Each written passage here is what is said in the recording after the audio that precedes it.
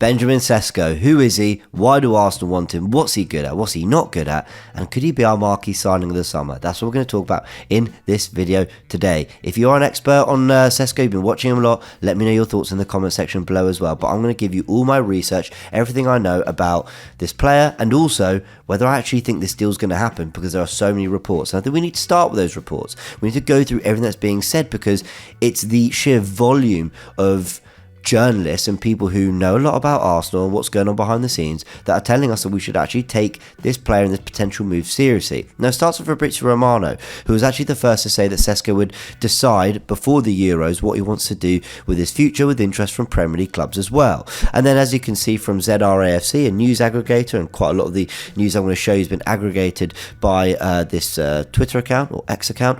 As you can see, Fabrizio Romano also said on JD Football that Arsenal are still looking for a striker with Sesko and Jokeres on the list.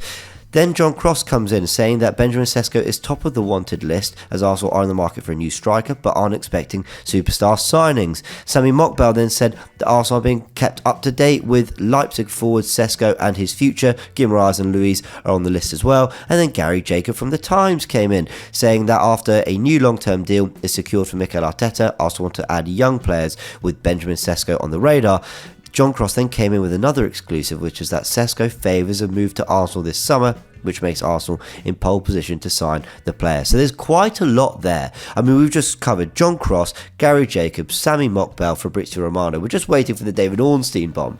And, you know, everyone will really believe that something is happening with this transfer. So the reporters are telling us, take this player seriously, so we will. Let's break him down, starting with his player profile. He's 21 years old, and in fact he turns 21 today on the 31st of May. Happy birthday to Benjamin Sesko. He's 6'4", he's right-footed, he's played 42 games this last season just gone by, starting 22 of them with 18 goals, 2 assists, and played the one position. Why do I mention he's only played the one position? Because Football Manager, which I take very seriously, and you can all laugh at me, but Football Manager told me about Erling Haaland years before people knew about him. Its database and its scouting system, its ability to evaluate players is really, really good.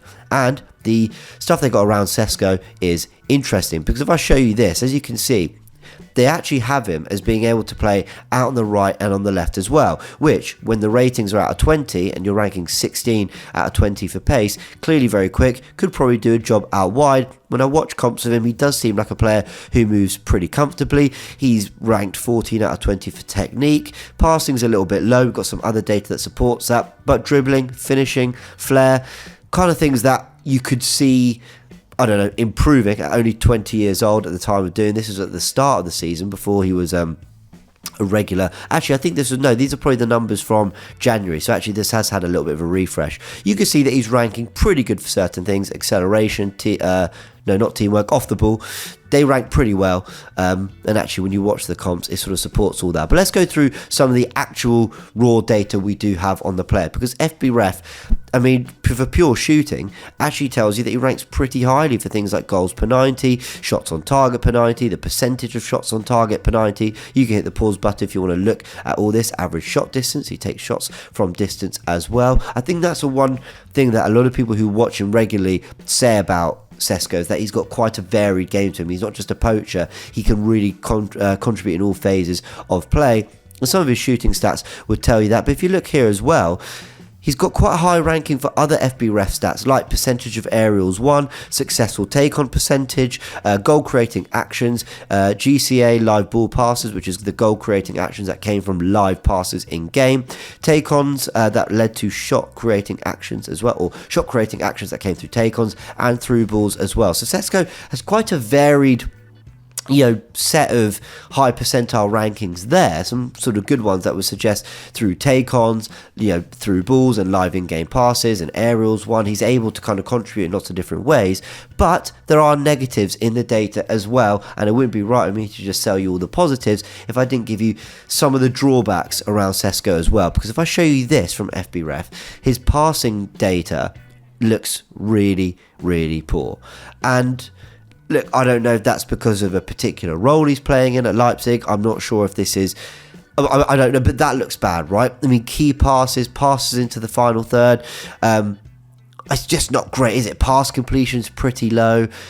you know, Arsenal players, whoever you are, whatever position you play in that team, you're expected to be comfortable on the ball and be able to play. Now, on the eyes, when I just watch him, he technically looks very good, but you've got to be able to execute. You've got to be reliable in possession as well. Arteta won't want possession to be conceded loosely, and it doesn't look like Sesko, from a pure data perspective, compared to other strikers in the in the Bundesliga for the last season just gone by, he's not ranking particularly highly on a lot of those things. There's more things that concern me as well. For example, the formations used by Sesko's last clubs, because he's only played one full season for Leipzig. In the previous 2 seasons, all 3 11s went out with a front 2. Arsenal typically play with 1 up front. He was playing in a 4-2-2-2 mostly for Leipzig last season, and in the seasons before that at RB Salzburg, again, they were typically playing with 2 up top with Sesko. I think in an outlook, it was quite hard to find data on the formations at Salzburg. As you can see there, I've put that this was mainly in Europe, so in the Champions League and Europa League, we could see sort of where he was playing and in what formation they were using mostly then. But is that a problem? Maybe he's not as used to playing up top at club level on his own, where he's maybe been playing with more of a partner. That's something to consider. But I tell you one thing, when I've watched the comps of him and I've sort of been trying to get a feel for what he's like as a player, I'm left with really mixed reactions. I mean, part of me watches him and thinks, okay, you can see the talent. I've seen goals where he takes a great first touch and lashes it into the back of the net. I've seen moments where he's in a tight space in the penalty area, and for a big guy at 6'4", he's able to drop a shoulder, move past a player, and, you know, work himself a better position. But sometimes the finish has been a little bit of erratic. That's one thing I have seen. At times I see great finishes in his kind of highlights and his best moments, but at times I see moments where I think that looked a bit erratic, that looked a bit scrappy and a little bit forced. And look, he's a 20/21-year-old striker now who is going to be quite raw. You know, strikers, I think, blossom at 25, 26. So I don't think it's fair to sort of look at a player like this who'd very much be a bit of a project signing too and say, well, he doesn't look the finished article yet, so don't sign him. I think the point is that the raw materials and ingredients are there. The attributes are certainly there. He covers so many attributes in terms of tech with the ball at his feet, good in the air, strong, really, really quick, has shown that he's got a decent finish on him, but there is still something lacking that tells me that he's not maybe the guy that you put up front is going to fire you to the title now, but then why would he be at 21 years old? So it looks like Arsenal are going here for a bit of a project signing who can do a job up front, who would probably play the role in a similar way to Kai Havertz, but is going to grow into it. And I think part of that is because of the striker market right now. I don't think Arsenal are convinced by a lot of players that are available. Alexander Isak you're not getting for less than 120 million. Osman's got injury problems and there's doubts over him. Gyökeres, it's only been one good season, but he could be the guy. And I just think Arsenal are looking at it going, well, Kai Havertz did really well, so why don't we get someone who could be it right now, but we think we could develop him to becoming the player we need in the next potentially 10 years. Who knows? So I think Sesko represents potentially a smart signing that has a bigger impact in the future. And you know what, at 50 million, maybe that kind of makes sense as opposed to spending 80 million on a player that you're not quite convinced whether he can do the job right now, whether he can do it any better than Kai Havertz. I think that's why Arsenal want to do the deal, because they see raw potential, because they see, you know, a player who can only get better, who, like I said, has got the profile, has got everything you might want from him, but is also maybe happy to play out wide, is maybe happy to play, you know, as a second striker to Kai Havertz, but getting minutes as they develop him into the striker they need him to be. And at 45-50 million, that just seems to be the going rate for a decent footballer right now. But if you're talking about a good footballer right now who's got the ingredients to be world class, I can see why Arsenal might want to do that deal. But that brings me on to my final conclusion, which is that he's probably not going to be the marquee signing. He's probably not going to be the big deal that transforms Arsenal this season. Now, are Arsenal even going to do that deal? Because lots of reports are saying that Arsenal just want to get squad players. This from Gary Jacob in his report about Sesko also said that Arsenal want to add a defender, a central midfielder, a forward and cover on the right wing. So could they add a striker and some depth at right wing?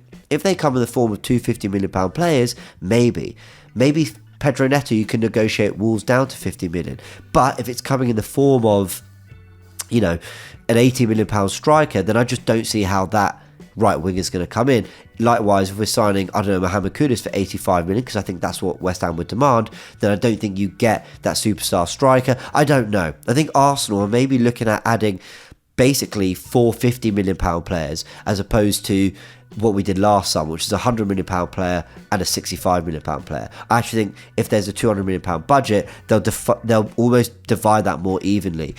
So we'll see, and I think that's why Sesko provides a pretty attractive option for the club. But let's see. Just to let you know that from next week as well, we'll be covering all this transfer news live. Any big updates, we will be doing live shows on the channel, so you get to have your thoughts and have your say as well, and we can react live to the news as and when it happens, and then do breakdown vids with plenty of data to follow up from those bits of news. So I hope you enjoyed this video, everyone. Let me know your thoughts on Benjamin Sesko in the comment section below. To sum up, raw profile, who seems really, really talented, can play various positions, and I think will grow into a top player. But is he the guy who makes the difference right now? I'm not sure, but I think the transfer budget we're willing to spend on him might reflect that too.